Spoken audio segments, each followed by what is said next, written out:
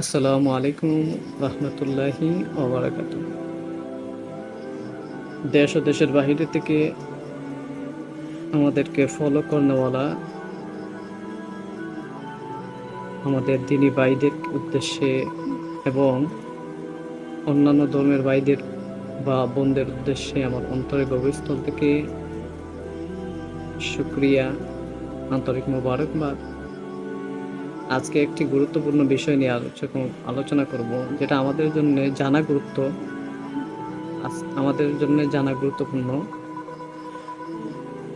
সেটা হচ্ছে জাদু।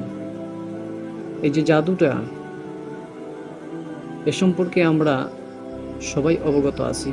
লোকমুখে সরাসরির মাধ্যমে আমরা প্রত্যেকেই অবগত আছি, কিন্তু এই জাদুর মধ্যে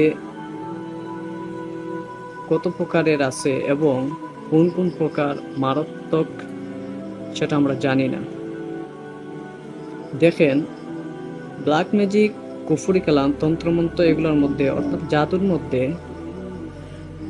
অসংখ্য প্রকার রয়েছে। তার মধ্যে মারাত্মক এবং জটিল 7টি বিষয় আছে, 7টি প্রকার আছে। এই 7 প্রকারের মধ্যে একটি হচ্ছে সবচেয়ে মারাত্মক, একটি হচ্ছে বিচ্ছেদের জাদু। এই বিচ্ছেদের জাদুটা কি? এই বিচ্ছেদের জাদুর মাধ্যমে কি করা যায়? দেখেন, এই যে বিচ্ছেদের জাদুটা আছে, এই বিচ্ছেদের জাদুর দ্বারা ভাই ভাই থেকে আলাদা করে দেওয়া হয়, ভাই বোন থেকে আলাদা করে দেওয়া হয়, সন্তানকে মা বাবার কাছ থেকে আলাদা করে দেওয়া হয়, স্বামীকে স্ত্রীর কাছ থেকে, স্ত্রীকে স্বামীর কাছ থেকে আলাদা করে দেওয়া হয়। মানে দুজন ক্লোজ মানুষকে আলাদা করে দেওয়ার যে প্রক্রিয়াটা আছে সেটাকে বলে বিচ্ছেদের জাদু। এটা আমাদের বাংলাদেশে প্রত্যেকটা গড়ে গড়েই আছে। তালাশ করলে দেখা যায় প্রত্যেকটা গড়ে গড়েই আছে। আমরা যেহেতু প্রফেশনাল ভাবে কাজ করি, তখন আমরা কাজ করতে গিয়ে দেখি বাংলাদেশে প্রতিটি গড়ে গড়েই ব্ল্যাক ম্যাজিকে আক্রান্ত রোগী আছে। এই যে জাদুগুলা, ইনশাআল্লাহ ধীরে ধীরে 7 প্রকারের আলোচনা করব, বান নিয়েও আলোচনা করব। এগুলো আমাদের জেনে রাখা দরকার। দেখেন, যখন বিচ্ছেদের জাদু করা হয় তখন 2টা সমস্যা হয়। একটি সমস্যা আপনজন থেকে বিচ্ছেদ হয়ে যায়। যেমন মনে করেন, স্বামী স্ত্রীর মধ্যে বিচ্ছেদের জাদু করা হয়েছে। এখন স্বামী স্ত্রীর কথা শুনতে পারবে না, স্ত্রী স্বামীর কথা শুনতে পারবে না। একসময় দেখা যাবে এই মনোমালিন্যের দিক থেকে সম্পর্কটা বিচ্ছেদের দিকে চলে গেছে, তালাকের দিকে চলে গেছে। এই বিচ্ছেদের জাদু করার কারণে দ্বিতীয় যে সমস্যাটা হয় সেটা হচ্ছে শারীরিক অসুস্থতা তৈরি হয়। যেমন মুখের খাবারের রুচি নষ্ট হয়ে যায়, মেজাজটা খিটখিটে হয়ে যায়, মাথার মধ্যে ইফেক্ট পড়ে, সর্বক্ষণ মাথার মধ্যে জ্বালা যন্ত্রণা, ব্যথা, অস্বস্তি, এই সমস্যা ইত্যাদি সমস্যাগুলা পেশেন্টের মধ্যে প্রকাশ পায়। যখন এই সমস্যাগুলো দেখা দিবে তখন আপনাদের আশেপাশে রাখি বা প্রকৃত মোতাবির শরণাপন্ন হবেন। বর্তমানে প্রকৃত রাখি বা মোতাবির খুঁজে পাওয়া যায় না, তবে আপনারা খোঁজ নেবেন। যারা কোরআন হাদিস দিয়ে ট্রিটমেন্ট করে, চিকিৎসা দেয়, তাদের শরণাপন্ন হবেন। তাদের শরণাপন্ন হয়ে আপনারা এই সমস্যার সমাধানের চেষ্টা করবেন। ইনশাল্লাহ তারা একটা ওসিলা বাতিয়ে দিবে বা ওসিলা স্বরূপ তারা ট্রাই করবে।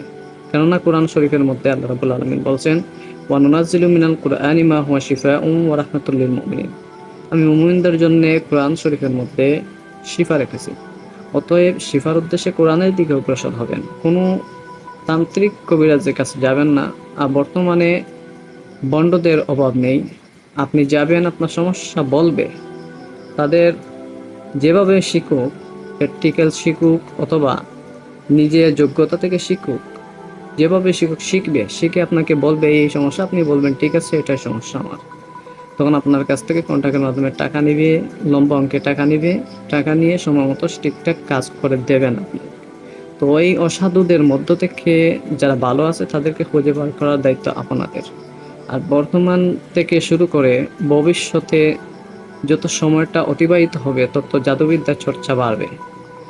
আর একটা গবেষণায় দেখা গেছে প্রত্যেকটা গড়েই 99% গড়ে জাদুর চর্চা করা হচ্ছে। কিভাবে করা হচ্ছে দেখেন, অনেক আছে বাজার থেকে কিতাব কিনে ওই বাজারে কিতাবের মধ্যে দেখে দেখে বাংলা পড়ে পড়ে একটি নকশা তৈরি করলো, একটা নকশা লিখলো। এই যে তাবিজ বা নকশা লিখলো, ওই তাবিজ বা নকশা লিখতে গিয়ে লেখার সময় ওই তাবিজটা জাগ্রত হয়ে যায়, অর্থাৎ ওই তাবিজের যে মুআক্কেল আছে সেটা জাগ্রত হয়ে যায়। তো আমরা জানি না, আমরা মূর্খ থাকার কারণে ওই যে মান, যারা আবজাতি মান দিয়ে যেই নকশাগুলো তৈরি করা হয়, ওই নকশাগুলোর মধ্যে হেকমতে কুফরি ঢুকিয়ে দেওয়া হয়েছে শয়তানকে রাজি করার জন্য।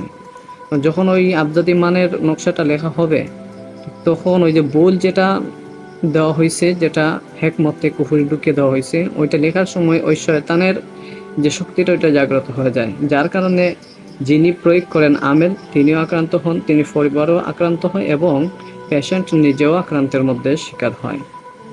এদিকে আপনারা ফলো রাখবেন, অসাধুদের মধ্য থেকে আপনি প্রকৃত মুদাব্বির বা রাকিকে খুঁজে বের করতে হবে। সবাই ভালো থাকেন, আল্লাহ সবাইকে হেফাজতে রাখুন। আসসালামু আলাইকুম ওয়া রাহমাতুল্লাহ।